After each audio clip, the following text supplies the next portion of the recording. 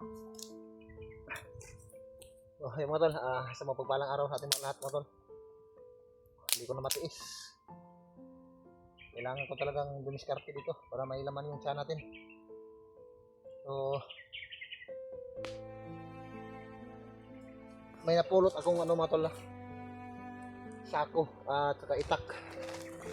So, ito yung itak ko mga tol. Napulot ko sa area kung saan galing yung anak ko mga tol. So, kumpirmado talaga na nandito talaga yung anak ko mga sa kagubatang ito mga tol.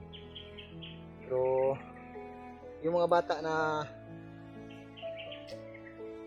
nakita ko kung saan nilagay ng mga bandido para gawing pain o binihag nila para kung sakaling papasok ako kapag ililigtas ko yung mga bata ay mahuli na ako mga tol. So yun talaga yung mga strategy nila.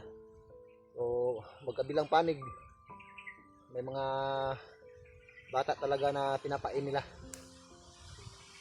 So ito sa akin talaga itong itak na to. Ibig sabihin nandito talaga yung anak ko mga tol. Kasi nangangahoy sila mga tol, no? Nangunguha sila ng panggatong sumama dun sa mga kasama niya. So, nadaanan ko ito kagabi pati yung sako. So galing talaga ito sa anak ko mga tol. So hindi ako alis dito hanggat hindi ko makakuha yung bata, yung anak ko.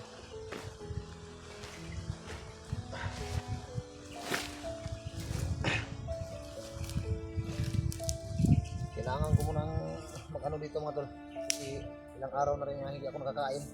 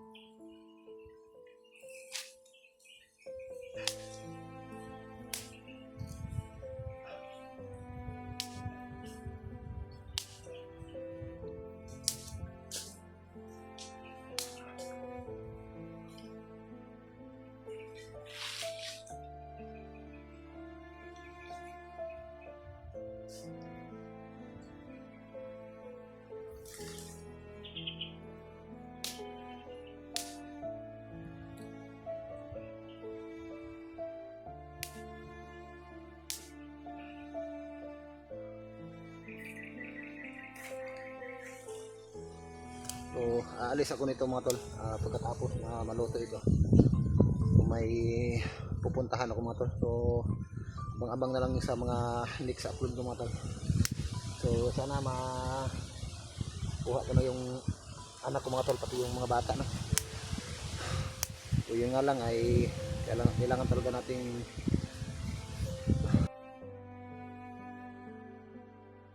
kung paano natin pagkuha yung mga bata na pinapain ng mga bandido.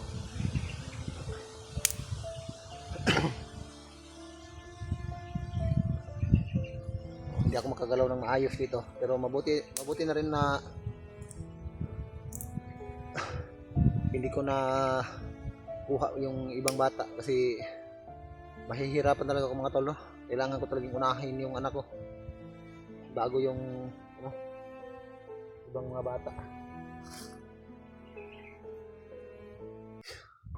So hindi ko muna pilit kinuha yung mga bata mga tol. Kasi dihado talaga mga tol, no? Kailangan ko munang hanapin yung anak ko mga tol kung saan nila dinala. At babalikan ko na lang yung ano, yung ibang mga bata. Total alam ko naman kung saan sila banda.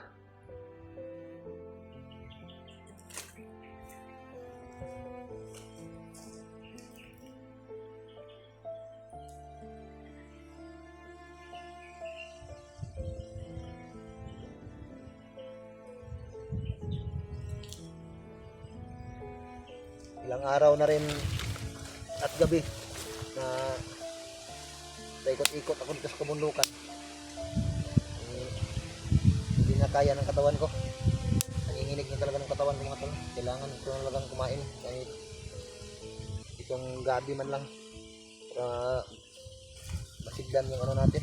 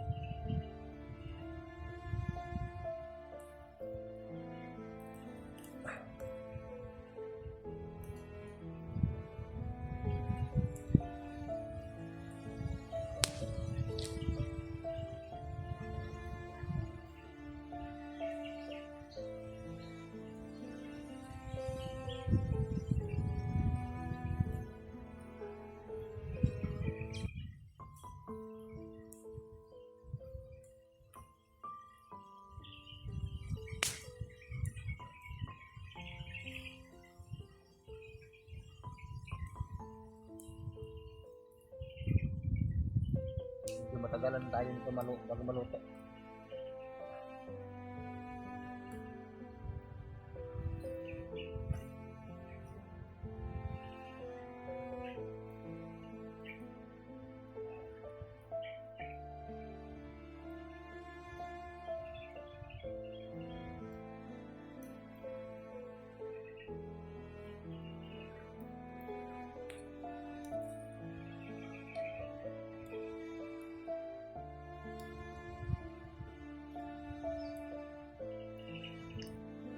Kailangan talaga nating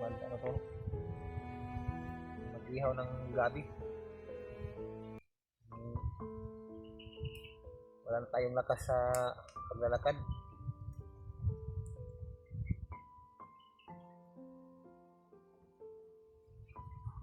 Hindi kasi ako nakapaghanda mga tol na umakyat ako dito.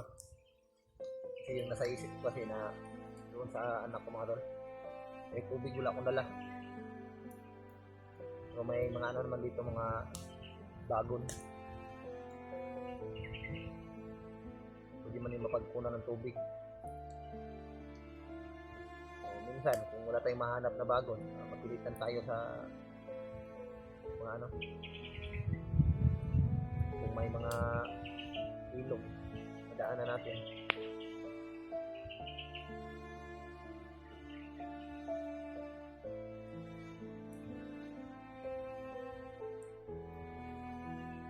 Mga puno ng saging, yun nga lang, yung puno ng saging medyo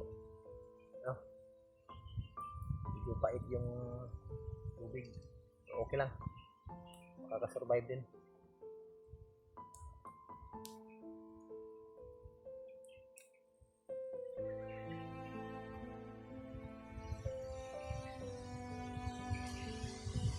Nakita ko yung kampo nila mga tol. So, bumalik na lang ako mga tol.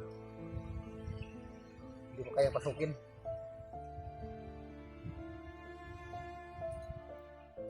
Marami sila doon. Nagmamasid lang ako doon mga tol. So, nilapitan ko ng konti. Pero hindi ko tinuloy. Nagmasid lang ako kung nandoon ba yung anak ko. Pati ako mga tol, nalilito na talaga ako mga tol kung ano yung gagawin ko mga tol. Pero kung makita ko yung anak ko mga tol, gagawa talaga ako ng paraan. Makuha ko lang yung anak ko. So, yung mga bata na nakita ko mga tol, medyo noong nakaraang araw nakita ko isa, naging dalawa naman. Pagka punta ko sa kabila, tatlo naman sila. Doon naman sa bandang kaliwa naman, may dalawa din. So marami yung bata o hindi ko lang yung mga mukha nila, bakit medyo malayo kasi ako sa kanila, hindi ko naman pwedeng lapitan.